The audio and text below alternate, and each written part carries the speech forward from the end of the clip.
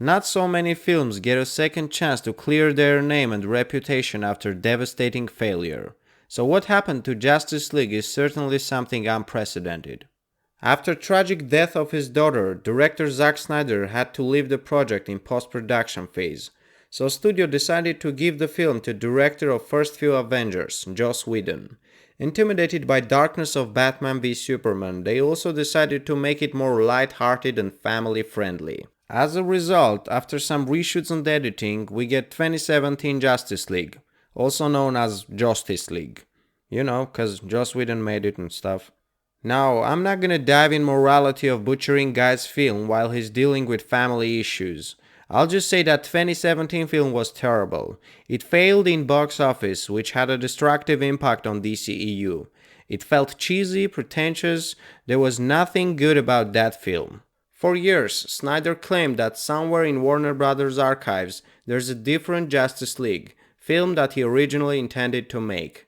But despite corporate dickheads in WB denying its existence, and sometimes even openly mocking him, thanks to efforts of many loyal fans, in 2021 Snyder gave the biggest middle finger to all his haters, releasing 4 hours epic on HBO Max called Zack Snyder's Justice League. Man, what a film. I'm pretty sure no one was expecting it to be this good. It's infinitely better than theatrical version, and though main premise is almost same, thanks to additional material we get darker, more serious Justice League, with deep character development, a logically cohesive story and much more action. I tried not to have high hopes for this film, so I won't be disappointed, but damn, Snyder Cut gave me all I wanted and even more. All the stupid, misplaced humors and plot holes of the theatrical version, all the questions that tortured me, everything fixed. It's a perfect piece of big puzzle called Snyderverse. It continues abandoned storylines of Batman v Superman leading to something bigger. Now look, no one is saying that the film is perfect, and there is no way it could have been. You can satisfy everyone with such an ambitious project as this one. So I'm gonna go over things that I didn't really enjoy about the movie, which will include few major problems and some other little things that just didn't really resonate with me. And then we'll go through all the great moments that absolutely amazed me. I might give up some important plot elements, so there will be some spoilers ahead. Let's do this. Film was long. It was 4 hours, it's like half of your workday. And even though most of the time didn't felt that much, it could have been shorter.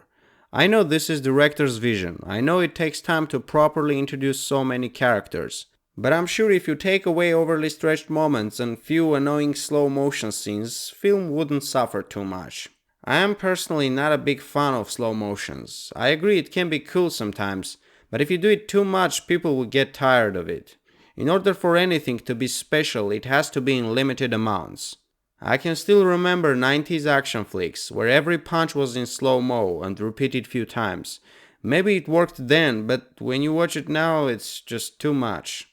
Some sound choices felt kinda weird. I enjoyed Wonder Woman's theme in Batman v Superman by Hans Zimmer and Junkie XL, but here it feels a little odd. You know, that gladiator-style music that sounds like an old lady screaming. There we go. What is that? What? Oh, this is the music that's gonna play when we see Wonder Woman. Okay, I mean, sure, sounds like a great song, perfect for the first time we see her. It's gonna play every single time. It's just an opinion. I don't know much about music. I'm just saying there were some moments that soundtracks could have been more appropriate. Before watching the movie, I already knew that it's gonna try to set up a broader universe for its sequels. And sometimes it felt proper, like Batman's Nightmare or Cyborg's Visions. But the Martian Manhunter felt a little bit out of context. His appearance in Lois Lane's house was pretentious and served no purpose but introducing us shape-shifting alien who lives among us. Besides, it ruined the emotional moment between Martha Kent and Lois when turned out that it wasn't actually Martha. And in the end, he comes to Bruce Wayne like, "Yo man, I heard you got some fancy club down here. Can I join?" I mean, I'm sure Martian Manhunter is a nice comic book character, but his appearance was misplaced and to be honest he looked kinda childish. You know, it could be me, but I thought he should have had more serious and intimidating face, considering overall darkness of the film. Alright, enough bitching. Let's get to the part when I praise this movie. First off, story. One of the good things about longer screen time is that you get more cohesive story. All the storylines perfectly connect to each other. We get better understanding of what's going on. Almost all the questions that theatrical cut didn't answer, Snyder Cut did. We finally understand all the backstory about mother boxes and Darkseid's invasion.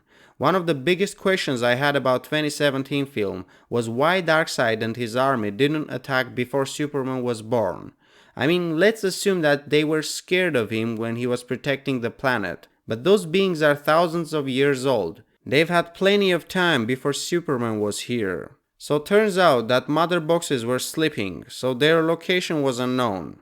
But one of them was awakened when Dr. Stone used it to save his son, thus creating the cyborg. And Superman was already on Earth when that happened, so Mother Box waited until he died, then called for Steppenwolf. Of course, if we consider that Darkseid already fought here and he knows very well that his mother boxes are on Earth, it's a big mystery how exactly he forgot about Earth's location in the first place. Apparently his cosmic navigator sucks, but I hope writers can come up with reasonable explanation about that in future. Snyder Cut gives us better character arc for all main heroes. Bruce Wayne is not an insecure wimp that makes fun of Aquaman all the time. I hear you can talk to fish. Do you talk to fish? He unites the team and acts like a decent leader. Superman finally gets his black suit and his normal mouth back. We have more Wonder Woman, we see more about Aquaman's relationship with Atlantis. One of my favorite scenes in the movie is the Flash introduction scene, where he saves Iris West from car accident. I was just amazed how well it was shot. We also have a better understanding about his father's situation. Barry is still trying to be funny and sometimes not very successfully, but at least here he is likable. Plus in the end he does the unthinkable, practically saving everyone. Cyborg, who was almost cut from 2017 movie, is a central figure here. We technically get his origin story and understand his powers. We go deeper on his complex relationship with his father, and because he's connected to mother boxes, Cyborg plays a crucial role in the end. Overall, characters are more relatable, and you actually care about their fate. Snyder does pretty good job introducing all of them, considering how hard is it to do that in one film. I still think it would have been better if DC started its cinematic universe like Marvel did, introducing central figures with solo movies. It's strange, I mean Warner Brothers tried to copy everything from their more successful competitors. Bright atmosphere, jokes, light-hearted tone. But apparently they forgot about the most important factors: patience, time, dedication. It took 5 films for Marvel to make their first team-up movie, but Warner thought they can do that after 2 films. Another great improvement about Snyder Cut is villains. Steppenwolf was amazing. His armor was badass and he fought like a boss, especially on the Amazon's island. Steppenwolf had his reasons and motivations. He wasn't doing it just for sake of it. He was trying to fix his past failures. Of course, he's not as iconic as Thanos, but still pretty charismatic. And definitely better than this loser. No! Leave me! Get off me! I command you!